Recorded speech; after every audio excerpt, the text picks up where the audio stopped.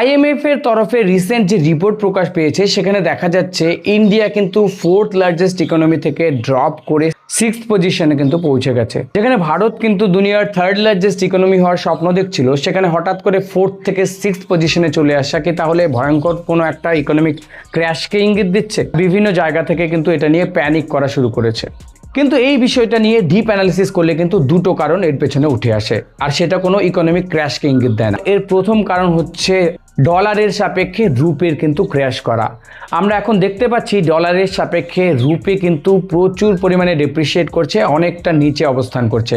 আর ভারতবর্ষ যেহেতু একটা energy dependent দেশ, প্রত্যেক দিন প্রচুর পরিমাণে ক্রুড অয়েল কিন্তু ভারতকে ইম্পোর্ট করতে হয়, আর যার সম্পূর্ণ পেমেন্ট কিন্তু করতে হয় ডলারের মাধ্যমে।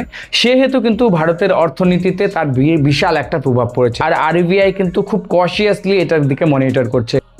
আর আইএমএফ যে গ্লোবাল জিডিপি ক্যালকুলেট করে তা সম্পূর্ণ ডলারের সাপেক্ষে করে। সেকেন্ডলি, ইন্ডিয়া তার যে জিডিপি ক্যালকুলেশনের প্যারামিটার্সগুলো রয়েছে সেটাকে 2011 থেকে কিন্তু রিসেট করে 2022-এ নিয়ে এসেছে, যেটা কিন্তু আরও অ্যাকুরেট এবং আরও স্ট্রং। এই দুটোকে কাউন্টার করার জন্য সবচেয়ে বড় ফ্যাক্ট যেটা রয়েছে, আইএমএফ এর নিজস্ব ডাটা অনুযায়ী এই বছর আর্থিক প্রবৃদ্ধির হার অর্থাৎ জিডিপি গ্রোথের হারে ইন্ডিয়া ওয়ার্ল্ডকে লিড করছে। আর এক্ষেত্রে ইন্ডিয়ার জিডিপি গ্রোথ 6.5%-এরও বেশি, যেটা বিশ্বের আর কোনো দেশের মধ্যে নেই।